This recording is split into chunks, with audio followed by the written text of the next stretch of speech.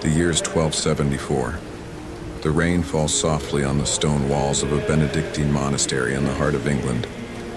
Inside, the world is silent, except for the scratch of quill on parchment and the gentle crackle of candlelight.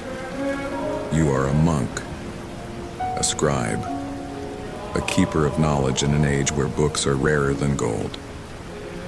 Tonight, you work alone in the Scriptorium, the writing room where manuscripts are born. The other brothers have retired to their cells, but you remain, called by duty and by something deeper, a love for the beauty of words. The room is long and narrow, with high vaulted ceilings that disappear into shadow. 6 wooden desks line the walls, each with a slanted surface worn smooth by centuries of use. Your desk sits near the window, a tall arched opening covered by oiled parchment that glows softly when lightning flashes outside. The rain sounds different here, muffled, like a lullaby sung through stone. On your desk, a single manuscript lies open, the Gospel of Luke. Chapter 15, The Parable of the Lost Sheep. You have been working on this page for 3 days. Each letter must be perfect, each line straight as a prayer. Your hand moves slowly, deliberately, dipping the quill into the small clay pot of iron gall ink. The black liquid catches the candlelight like liquid night. The candle beside you is made of beeswax, a luxury reserved for this sacred work. Tallow candles smoke too much, obscuring the words, but beeswax burns clean, with a warm golden light and the faint scent of honey in summer meadows. It flickers occasionally when a draft sneaks through the ancient stones, making the shadows dance across the vellum.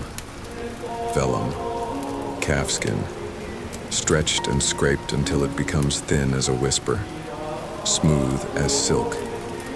Each sheet costs as much as a peasant earns in a month. You do not waste a single inch. Every margin is measured, every word planned. Before the ink, you ruled the lines with a lead point, pressing gently, creating invisible guidelines that keep your Latin straight and true. Your hand cramps. You pause, flexing your fingers slowly. The cold seeps into your bones despite the thick wool of your habit. Winter in the Scriptorium is a test of devotion. There is no fireplace here. Fire and manuscripts do not mix. Only the small heat of the candle and the warmth of purpose keep you at your task. You look up, resting your eyes. The room stretches before you in gradients of shadow. Other desks hold other works in progress. A copy of Bede's Ecclesiastical History, a psalter with elaborate initials that Brother Thomas has been illuminating for 2 years, a medical text translated from Arabic, carefully copied from a manuscript brought back by a pilgrim from Toledo. On the wall, a small wooden crucifix, plain, unadorned, in the candlelight. It seems to float, a reminder of why you do this. Each letter is a prayer, each page an offering. You are not merely copying words, you are preserving the voice of God, carrying light forward into a world that hungers for it. The rain intensifies. You can hear it now, a steady percussion on the slate roof far above. It runs down the walls outside, gurgling through the stone gutters, pooling in the courtyard where the herb garden sleeps beneath the winter sky. Thunder rolls, distant, like a giant turning in his sleep beyond the hills. You return to your work. The quill whispers across the vellum. Quis ex vobis homo? Which of you having 100 sheep? You form each letter with care. The uncial script, rounded and full. Each curve a meditation. The rhythm becomes everything. Dip the quill, form the letter. Pause. Dip again. Your mind begins to wander, as it often does in these deep hours. You think of the hands that will hold this book, perhaps a priest in a village church, reading these words to farmers who cannot read themselves, perhaps a noble lady in her private chapel, perhaps a student in Paris or Oxford, copying from your copy, spreading the words further still. You are a link in a chain that stretches back to the apostles themselves and forward into a future you cannot imagine. This thought fills you with a quiet awe. You are anonymous. Your name will never be written in this book, but your hand, your devotion, your aching fingers, they are woven into every line. The candle burns lower. You have 2 more. Enough to work until matins, the midnight prayer. And the bell will call you back to the chapel. But for now, there is only this: the rain, the candlelight, the holy silence of creation.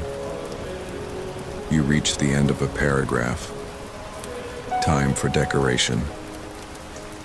From a small wooden box, you take out your brushes, tiny, made from squirrel hair, and your pigments. Ground lapis lazuli from Afghanistan for the blue, more precious than gold. Vermilion from cinnabar for the red. Gold leaf, so thin it floats on breath. You mix the blue with egg tempera, creating a vibrant azure. With the finest brush, you begin to paint the capital letter at the beginning of the paragraph, a large ornate Q. Inside its curve, you paint a tiny sheep, lost among golden hills, and in the distance, the figure of the Good Shepherd, searching. The work requires absolute focus. One wrong move, one sneeze, one drop of water, and weeks of work could be ruined. Your breath slows. Your hand steadies. The world narrows to the tip of the brush. The glint of gold. The perfect blue of heaven. Time disappears. Minutes. Hours. They mean nothing in the Scriptorium. There is only the work. The eternal now of creation. The rain continues its endless song. The candle burns where the shadows deepen. Finally, you set down the brush. The illumination is complete. The tiny sheep gleams in the candlelight, alive. You whisper a prayer of thanks and close your eyes for a moment. When you open them, you realize how tired you are. The cold has settled deep into your shoulders. Your back aches from hunching over the desk. But there is satisfaction too. A good night's work. A page completed. Another small victory against the darkness of ignorance and time. You carefully blot the page with fine sand, absorbing any excess ink. Then gently, reverently, you close the manuscript. The wooden cover, wrapped in leather, protects the pages within.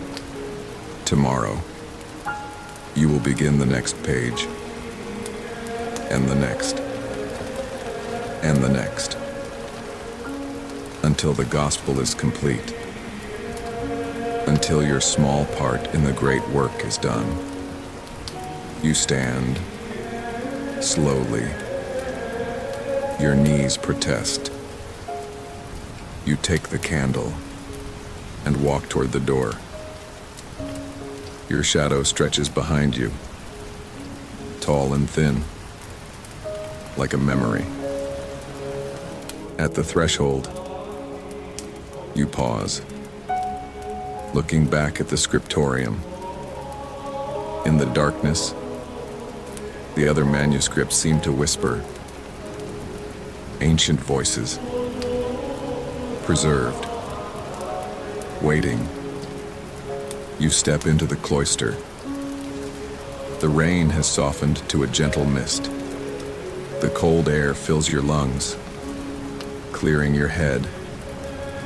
In the distance, across the courtyard, the chapel windows glow. Soon, the bell will ring for matins, calling the brothers to prayer. But for now, there is this moment, standing between the work of the hands and the work of the heart. You walk slowly. The stone is cold beneath your sandaled feet, but you do not hurry. There is peace here, in the rain, in the routine, in the knowledge that tomorrow you will return to the Scriptorium, pick up your quill, and continue, because this is your calling, to write, to preserve, to carry the light forward, one letter at a time, one page at a time, one life devoted to something greater than yourself. The bell begins to ring, deep, sonorous, calling you back. You smile slightly and turn toward the chapel. Behind you, look in the Scriptorium. The manuscripts rest, waiting.